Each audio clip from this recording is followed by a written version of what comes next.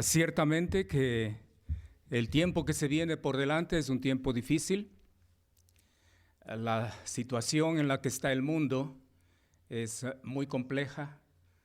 Los que ya tenemos una pila de años encima, podemos ver la diferencia en cuanto a cómo era el mundo cuando nosotros estábamos comenzando a edificar una familia y cómo está el mundo en la actualidad.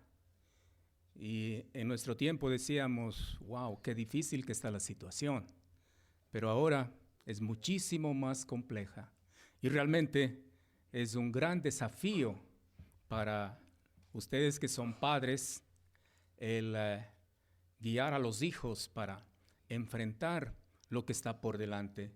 Alguien ha dicho con mucha razón que el cristianismo está a una generación de su extinción. ¿Por qué? Porque si nosotros padres no nos preocupamos por instruir a nuestros hijos en disciplina y amonestación del Señor, pues muy probablemente esos hijos crecerán sin el temor de Dios y crecerán sin ese conocimiento que nosotros por ahora tenemos. Así que es un gran desafío. Por eso en esta oportunidad y ya en esta tarde terminando, vamos a hablar acerca del desafío de la familia en el siglo XXI. El desafío de la familia en el siglo XXI. Y básicamente queremos referirnos a las responsabilidades de los padres de familia. Las responsabilidades de los padres de familia. Hay dos textos que me gustaría que los leamos antes de mirar algunos puntos interesantes respecto a esa solemne responsabilidad que como padres tenemos hacia nuestros hijos. El primero se encuentra en el libro de Efesios. Libro de Efesios, busquemos en el capítulo 6, versículo 4. Dice así: y vosotros padres, no provoquéis a ira a vuestros hijos, sino criadlos en disciplina y amonestación del Señor. Y básicamente la misma idea podemos encontrarla en Colosenses capítulo 3, en el verso 21. Dice: padres, no exasperéis a vuestros hijos para que no se desalienten. No exasperéis a vuestros hijos para que no se desalienten. Básicamente la única diferencia que vemos entre los dos textos es que en Efesios 6:4 se nos habla de provocar a ira. En cambio, en Colosenses 3:21 se nos habla de no exasperéis. Los dos términos son muy semejantes y básicamente denota agitar emociones negativas en los hijos. Provocar a ira o exasperar significa provocar emociones que son negativas en los hijos. Bien puede ser ira, bien puede ser resentimiento, bien puede ser odio, bien puede ser una emoción de temor, de tristeza, de desengaño, de desilusión. Todas esas cosas negativas, actitudes y emociones negativas son los que Pablo incluye dentro de provocar a ira y también exasperar. Entonces, vamos a ver en esta ocasión algunas cosas que podrían estar justamente provocando estas emociones negativas en nuestros hijos y nosotros como padres, los autores de que esas emociones negativas se manifiesten en ellos. Antes de ir a eso, pues vale la pena enfatizar que cuando en los dos textos se habla de padres, se refiere tanto a papá como a mamá. Papá y mamá. Los dos deben estar de acuerdo en la crianza de los hijos. ¿De qué manera funciona esto? Pues cuando el padre no está en casa, es la madre quien ejerce la autoridad sobre los hijos. No es correcto, por ejemplo, cuando el padre está fuera de casa y los hijos se portan mal, que la madre diga a los hijos, ya van a ver lo que les pasa cuando venga su papá. Yo le voy a contar todo lo que ustedes han hecho. No. Cuando el padre está lejos de casa, es la madre quien debe ejercer esa función de criar a los hijos. Y de igual manera, de ninguna manera el padre debe desentenderse de la crianza de los hijos cuando llega a casa, porque eso es lo que normalmente sucede. Él viene cansado, lo que quiere es encontrar un lugar de tranquilidad para estar a solas, pero no debe desentenderse de la crianza de los hijos. Padre se refiere a los dos, y los dos deben estar de acuerdo en cómo crían a los hijos. Cuando el padre no está, es la madre quien ejerce la autoridad. Entonces hemos dicho ya que provocar a ira o exasperar significa estimular o alentar emociones negativas, como ira, como rebeldía, como temor, como envidia y como venganza. Exasperar o provocar a ira son sinónimos y significan lo que tenemos allí. Entonces hagámonos una pregunta. ¿Qué es lo que los padres solemos hacer y que terminan provocando a ira o exasperando a nuestros hijos, o como estamos diciendo, alentando en ellos emociones negativas? Hay varias cosas que me gustaría mencionar. La lista obviamente no es completa porque puede ser más extensa, pero al menos permítame señalar algunas cosas. La primera cosa que exaspera o provoca a ira o genera emociones negativas en nuestros hijos es la sobreprotección. Sobreprotección. Cierto que nuestros hijos necesitan de protección y es necesario, pero no estoy hablando de eso. Cuando yo hablo de sobreprotección, me estoy refiriendo a un excesivo temor y a un recelo profundo en los padres por soltar poco a poco a los hijos para que ellos aprendan a ser independientes en este mundo. Muchas veces los padres pensamos que los hijos van a estar todo el tiempo con nosotros y actuamos como que queremos tenerlos cerca. Conozco de padres que inclusive a sus hijos ya mayores de edad, que están estudiando en la universidad, todavía tienen que darse el trabajo de llevarlos a la universidad, esperar a que terminen sus clases y traerlos de regreso a casa. Padres que tienen que acompañar a sus hijos a sacar su documento de identidad, aunque ya los hijos son adultos. Pues es sobreprotección.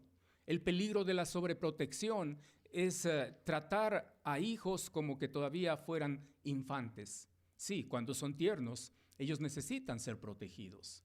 Y nosotros como padres debemos ser muy sabios para saber que los hijos son un regalo de Dios, pero no van a estar con nosotros para siempre. El texto que leímos en Salmo 127 comparaba a los hijos con saetas en mano del valiente. ¿Para qué sirve una saeta? Bueno, en épocas de antaño, la saeta servía como un arma. El guerrero lanzaba su saeta para herir al enemigo. Bueno, interesante la comparación que hace la Biblia con los hijos. Son saetas para causar daño al enemigo de este mundo y a este mundo de maldad. Entonces los hijos no van a estar con nosotros para siempre. Tenemos que capacitarlos para que ellos estén bien capacitados para enfrentar un mundo hostil en el cual van a tener que vivir. De modo que hay que ir soltando el hilo poco a poco, para que ellos poquito a poco vayan asumiendo responsabilidades. Y llegará un momento cuando ellos ya salgan de la casa y estarán capacitados para valerse por sí mismos. Pero si nosotros como padres sobreprotegemos a nuestros hijos, no permitiéndoles ninguna autonomía, teniéndoles siempre cerca de nosotros y mirándolos siempre dónde están, qué hacen y qué amistades tienen y todo lo demás, pues perfectamente podemos estar provocando a ira a nuestros hijos. La sobreprotección es una manera de provocar a ira o de exasperar. Pero también el favoritismo. Cuando hay más de un hijo en casa, muchas veces los padres cometemos el error de mostrar favoritismo hacia alguno de ellos. Ah, no, él es el último. Así que como último hay que darle el mejor plato de comida, hay que darle los mejores juguetes, hay que darles privilegios que a los otros no les damos. Es el favoritismo.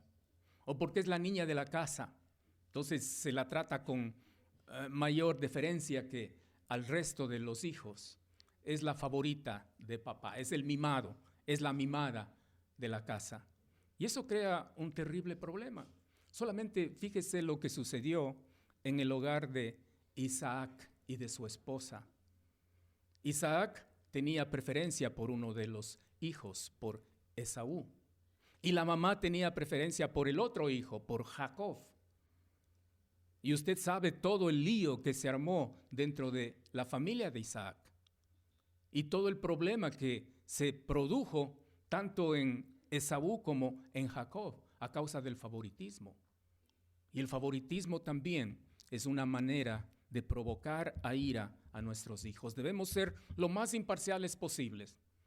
Igualitariamente el trato a los hijos, sin favoritismo, porque eso genera un tremendo ambiente hostil dentro de la familia. También el forzar a tener éxito es otra forma de provocar a ira a los hijos. El éxito en la vida, mis queridos hermanos, no significa lograr el primer lugar en todo. No significa ganar todo lo que haya que ganar. El éxito en la vida significa tener un claro concepto de lo que Dios quiere para mí y cumplir con eso. Eso es éxito. Eso es lo que quería, por ejemplo, Nehemías antes de ir a edificar los muros caídos en Jerusalén. En su oración dice: Dios, concede éxito a tu siervo. El éxito no era que él alcance riqueza, que él sea notorio y que todo el mundo lo admire. Éxito para él era levantar esos muros que estaban caídos, nada más. Pero cuando nosotros como padres queremos que nuestros hijos sean los mejores en sus escuelas, en sus colegios, y si no sacan las notas más altas, ahí estamos reclamando y ahí estamos criticándolos y ahí estamos realmente molestos con ellos porque según nosotros no han alcanzado el éxito que nos gustaría, estamos provocando a ira a nuestros hijos. Yo tengo que admitir con vergüenza que yo cometí el error con una de mis hijas en ese sentido, porque mi trasfondo en lo profesional me hace que mi mente sea muy dada a entender fácilmente los números, las matemáticas. Matemáticas para mí era pan comido. Trigonometría, geometría, álgebra, cálculo diferencial, física, todas esas cosas. Mi mente es muy despierta para ese tipo de cosas. Pero tengo una hija que los números nada que ver con ella. O sea, peleada totalmente con los números. Y yo cometí el error de provocarla a ira. Porque cuando ella traía su libreta de calificaciones, llamamos en Ecuador, mi primera cosa que veía es cuánto sacó en matemáticas. Y claro, como los números no eran cosa fácil para ella, sus notas no eran malas, pero no eran lo máximo. Y ahí estaba criticándola. ¿Y cómo es posible? Si yo te enseñé, si yo me senté a tu lado para enseñarte cómo hay que hacer estos problemas, cómo se resuelven estas ecuaciones, y mira esa nota que sacas. Pero no me daba cuenta que en literatura tenía nota máxima, que en historia era la mejor de su curso. En inglés tenía excelentes calificaciones. Solamente miraba aquellas cosas que para mí significaban éxito. Y fue una forma muy sutil de herir y de lastimar a mi hija. Y yo tuve que reconocerlo y pedir perdón en algún momento. ¿Por qué? Porque es una forma de provocar a ira, el presionar a nuestros hijos para que alcancen el éxito, el mejor en los deportes, el mejor en los estudios, el mejor en las artes, el mejor en la música. No, deje que sus hijos hagan lo mejor que pueden. Y si llegan a lo más alto, gracias a Dios. Si llegan a la mitad, está bien, no hay problema.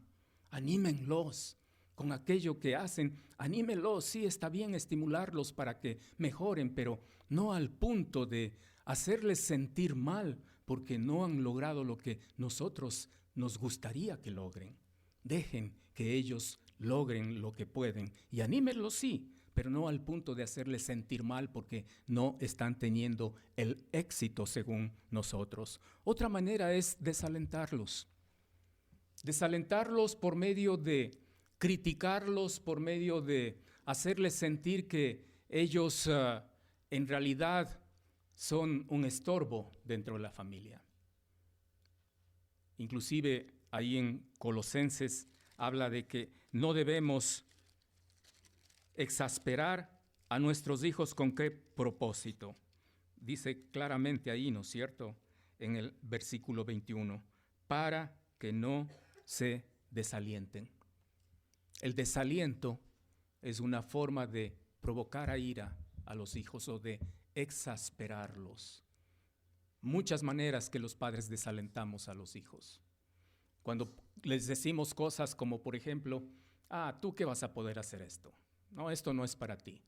Yo no espero que tú puedas tener o actuar de acuerdo como debería ser en esta situación.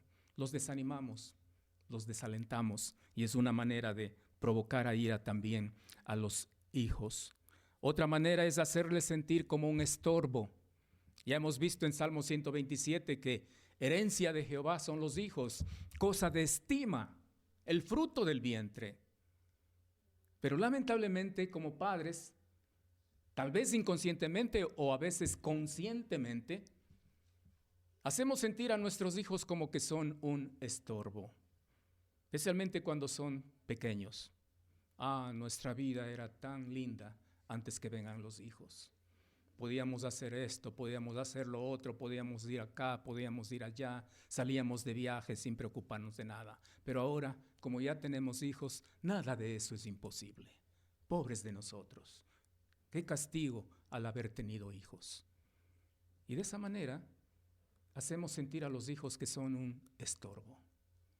Y es una forma muy sutil tal vez, vedada, de provocar a ira a nuestros hijos. Jamás haga sentir a un hijo como que es algo que le incomoda, como es algo que le estorba. Jamás haga sentir a un hijo como que está de más en casa.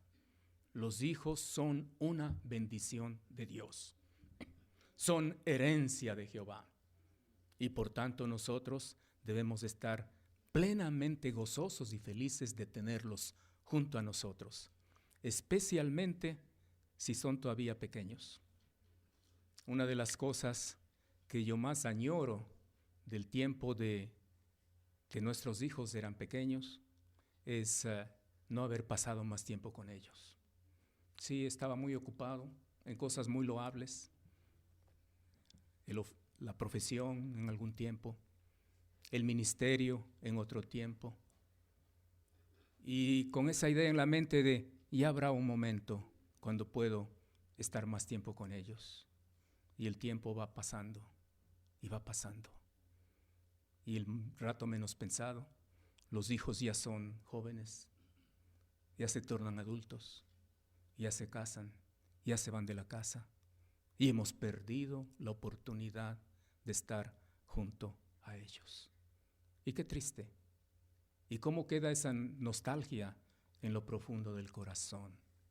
¿Cómo no quisiéramos regresar el tiempo para pasar más tiempo con ellos, para sentirnos realmente gozosos de tenerlos cerca? Tal vez por eso los abuelos como que volcamos eso que no pudimos hacer con nuestros hijos hacia los nietos. Y qué lindo es tener a un bebé en brazos y pasar tiempo con ellos y jugar ahí en el suelo e ir al parque y pasar con ellos. ¡Qué hermoso! Y una de las razones para eso es porque por error y por negligencia no pudimos hacer eso con nuestros hijos. Jamás hagan sentir a sus hijos que son un estorbo. Disfruten de sus hijos, especialmente si tienen hijos tiernos. Disfrútenlos mientras tienen tiempo, porque va a llegar un momento cuando ya no es posible hacerlo. No se fastidien de tenerlos cerca de ustedes. Es la mejor bendición que pueden tener, porque de otra manera, en algún momento tal vez se sientan como que ya no hay más tiempo para eso. ¿Qué más? Fallar en permitir